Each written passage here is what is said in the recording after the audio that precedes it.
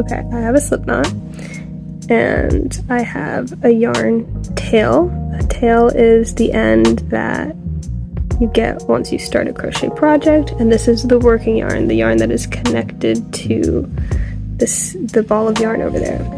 Alright, so I'm going to put this slip knot onto my hook, and I'm using a 6.5 millimeter hook, which isn't necessarily a massive hook for this yarn. This is worsted weight number 4 yarn. It's your like standard acrylic, like beginner yarn, and yeah, so it's not a massive hook for this, but you could also use a couple sizes down and that would be fine too.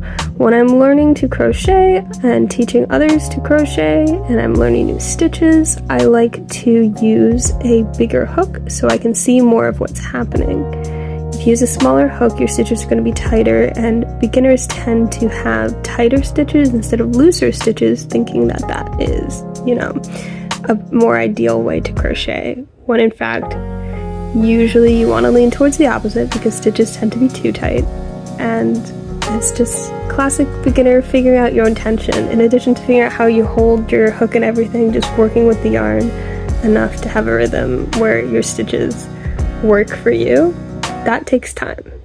And you're gonna have to put in the time to get to a point where things click. It definitely didn't click for me immediately, but it is definitely worth it, okay? And if you're struggling with crochet, it's fine. You're doing fine.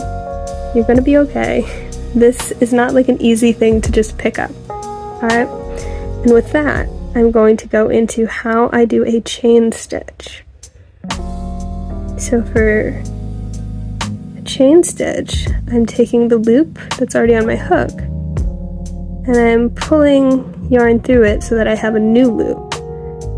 This is chaining, so I'm taking my hook and I'm twisting it so the hook part is up to the sky, and then when I want to pull it through here, I twist my hook down, because if you see, when I pull it through here, it's a lot easier. I'll try that where I don't twist my hook, and we can see that that's a little bit harder to get through, right? So I pull my hook,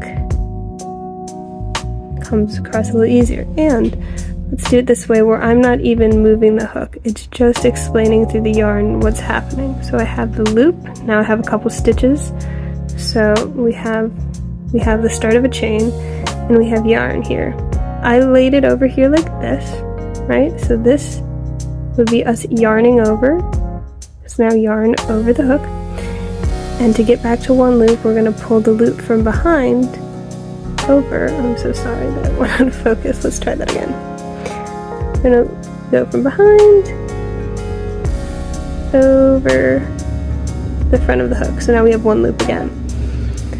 And this is what it looks like the way I hold my yarn, where I have yarn in one hand, hook in the other hand, hook's doing most of the work. A lot faster than when I do this. But this is a good beginner way to kind of see where the yarn is going. So that was our chain stitch. There's really not much to it. It's nothing crazy. It's just getting yarn over your hook and getting the loop in the back to go over it while that one stays on the hook and becomes the new loop. One more, and then I think I'm going to move on to our next clip.